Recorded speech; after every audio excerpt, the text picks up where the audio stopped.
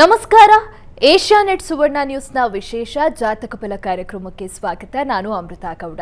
ಈ ದಿನದ ಜಾತಕ ಫಲ ಸಂಚಿಕೆಯಲ್ಲಿ 12 ರಾಶಿಗಳ ಫಲಾಫಲ, ನೀವು ಕಳಿಸಿರುವಂತಹ ಸಂದೇಶಗಳಿಗೆ ಉತ್ತರ, ಪರಿಹಾರ, ಹಾಗೆ ಈ ದಿನ ಸೋಮವಾರದ ಪಂಚಾಂಗದ ವಿಶೇಷತೆ ಹೇಗಿದೆ ಇದೆಲ್ಲವನ್ನ ತಿಳಿಸ್ಕೊಡೋಕೆ ಇವತ್ತಿನ ಕಾರ್ಯಕ್ರಮದಲ್ಲಿ ನಮ್ಮ ಜೊತೆ ಪ್ರಾಜ್ಞರಾದಂತಹ ಶ್ರೀಕಂಠ ಶಾಸ್ತ್ರಿಗಳಿದ್ದಾರೆ.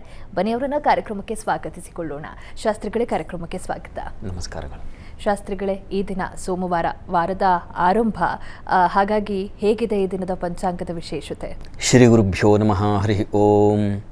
ಮೂರ್ತಿತ್ವೇ ಪರಿಕಲ್ಪಿತ ಶಶಿಭೃತೋ ವೃತ್ಮಾ ಪುನರ್ಜನ್ಮನಾಂ ಆತ್ಮೇತ್ಯಾತ್ಮವಿಧಾಂ ಕ್ರತುಶ್ಚ ಯಜತಾಂ ಭರ್ತ ಅಮರಜ್ಯೋತಿಷಾಂ ಲೋಕಾನಾಂ ಪ್ರಳಯೋದ್ಭವ ಸ್ಥಿತಿ ವಿಭುಶ್ಚಾನೇಕಧಾಯ ಶ್ರಿತೌ ವಾಚನ್ನ ಸದಾ ತ್ವನೇಕ ಕಿರಣಃ ತ್ರೈಲೋಕ್ಯ ದೀಪೋ ರವಿಹಿ.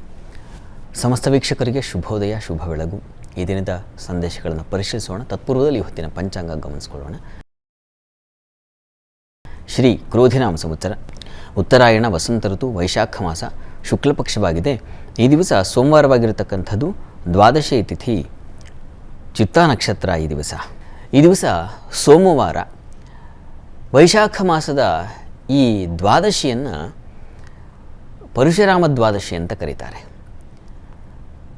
ಇದು ಪರಶುರಾಮರ ಒಂದು ಪೂಜೆ, ವ್ರತ. ಆ ರೀತಿಯಲ್ಲಿ ಈ ದ್ವಾದಶಿಯಲ್ಲಿ ಶ್ರದ್ಧೆ ಇಟ್ಕೊಂಡಿರ್ತಕ್ಕಂಥ ಕೆಲವು ಮಂದಿ ಇದ್ದಾರೆ. ಕೆಲವು ಕಡೆ ಇದರ ಆಚರಣೆ ನಡೆಯುತ್ತೆ. ಪರಶುರಾಮ ಅವತಾರ ಅದು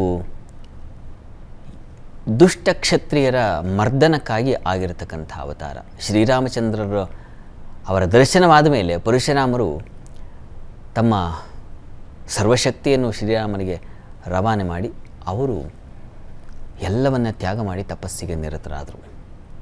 ಆನಂತರದಲ್ಲಿ ಅವರು ಲೋಕೋದ್ಧಾರಕ್ಕೆ ಮಾಡಿರತಕ್ಕಂತಹ ಆ ಮಹತ್ ಕಾರ್ಯ ಅದು ಈ ದ್ವಾದಶಿಯಲ್ಲಿ ಸಂಪೂರ್ಣವಾಯಿತು ಅಂತಕ್ಕಂಥ ಒಂದು ನಂಬಿಕೆ ಇದೆ. ಪರಶುರಾಮನ ಅವತಾರ ಸಮಾಪ್ತಿಯಾದ ದಿವಸ ಅಂತ ಒಂದು ಶ್ರದ್ಧೆ. ಇದರ ಜೊತೆಗೆ ಈ ದಿವಸ ನಾವು ಮುಖ್ಯವಾಗಿ ಈ ದಿವಸ ಕಾಣ್ತಕ್ಕಂಥದ್ದು ಈ ಸೋಮಪ್ರದೋಷ. ಸಾಮಾನ್ಯವಾಗಿ ಶನಿ ಪ್ರದೋಷ ಮತ್ತು ಸೋಮಪ್ರದೋಷ ಇವೆರಡು ತುಂಬ ಪ್ರಶಸ್ತ. ಹೀಗಾಗಿ ಈ ದಿವಸ ಸಂಧ್ಯಾಕಾಲದಲ್ಲಿ, ಸಂಧ್ಯೆ ಕಳೆದು ರಾತ್ರಿ ನಿಶೆ ಪ್ರಾರಂಭವಾಗುವ ಕಾಲವನ್ನು ಪ್ರದೋಷ ಅಂತ ಕರೀತಾರೆ. ಪ್ರದೋಷೋ ರಜನೀ ಮುಖಂ ಅಂತ ಅಮರಕೋಶ ಹೇಳುತ್ತೆ. ಹೀಗಾಗಿ ಆ ಸಂದರ್ಭದಲ್ಲಿ, ಅಂದರೆ ಆ ಕಾಲದಲ್ಲಿ ಸಾಂಬ ಸದಾಶಿವರ ಪ್ರಾರ್ಥನೆ, 2 ಕಲಶದಲ್ಲಿ ಶಿವ ಮತ್ತು ಪಾರ್ವತಿಯರನ್ನು ಆವಾಹನೆ ಮಾಡಿ ಅವರಿಗೆ, ಸಾಂಬ ಸದಾಶಿವರಿಗೆ ಪೂಜೆಯನ್ನು ನೆರವೇರಿಸಿದರೆ ನೋಡಿ, ಯಾವುದು ಮನಸ್ಸಿಗೆ ಬೇಡವೋ ಅದು ನಮ್ಮ ಮನಸ್ಸಿಗೆ ತಾಗೋದಿಲ್ಲ. ಯಾವುದರಿಂದ ನಮಗೆ ಕಹಿಯೋ, ಕಷ್ಟವೋ, ಅಹಿತವೋ ಅದು ನಮಗೆ ಪ್ರಾಪ್ತಿಯಾಗೋದಿಲ್ಲ. ಅಂಥದ್ದೊಂದು ಫಲ ಈ ಒಂದು ಪ್ರದೋಷ ಪೂಜೆಯಿಂದ ಸಿಗುತ್ತೆ. ಇದನ್ನು ಮಹಾ ದೇವಾನುದೇವತೆಗಳು ಕೂಡ ಈ ವ್ರತವನ್ನು ಮಾಡಿದ್ದಾರೆ, ಜಯಿಸಿದ್ದಾರೆ. ಇಂದ್ರನಂತೂ ಶತ್ರುಗಳ ವಧೆಗಾಗಿ ಈ ಒಂದು ವ್ರತವನ್ನು ಮಾಡಿದ್ದ ವೃತ್ರಾಸುರನ ವಧೆಯಲ್ಲಿ ಅಂತ ನಾವು ಪುರಾಣಗಳಲ್ಲಿ ಕಾಣ್ತೀವಿ.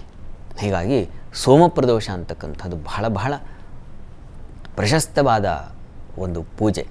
ಹೀಗಾಗಿ ಇದನ್ನು ತಪ್ಪದೇ ಈ ರಾತ್ರಿಯಲ್ಲಿ ದೇವಸ್ಥಾನಗಳಲ್ಲಿ ಮಾಡ್ತಾರೆ ಪ್ರದೋಷ ಪೂಜೆ ಅಂತ. ಮನೆಯಲ್ಲೂ ಮಾಡಬೇಕು. ಮಾಡುವುದರಿಂದ ಶಿವಶಕ್ತಿಯರ ಕೃಪೆಯಾಗುತ್ತೆ. ಮನೆಯಲ್ಲಿ ಗಲಾಟೆಗಳು, ಕಲಹಗಳು, ಕ್ರೋಧಗಳು ಇರೋದಿಲ್ಲ. ಶಾಂತಿ ನೆಲೆಸುತ್ತೆ, ಸಮಾನತೆ ಬರುತ್ತೆ, ಎಲ್ಲ ರೀತಿಯ ಅನುಕೂಲವೂ ಇದೆ. ಹೀಗಾಗಿ ಪ್ರಯತ್ನ ಮಾಡಿ ಸೋಮ ಪ್ರದೋಷದಲ್ಲಿ ಭಾಗಿಯಾಗಿ ಈಶ್ವರನ ಕೃಪೆಗೆ ಪಾತ್ರರಾಗಿ ಒಳ್ಳೆಯದಾಗಲಿ.